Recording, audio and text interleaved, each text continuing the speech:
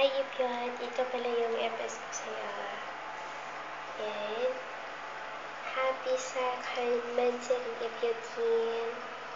Ayan na, isinulat ko pa sa damit ko. Kasi before, sinulat mo rin sa damit mo.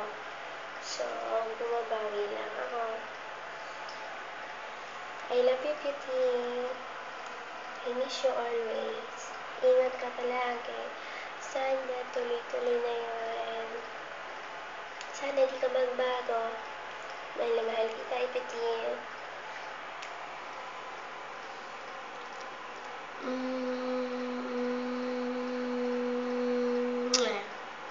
I love you.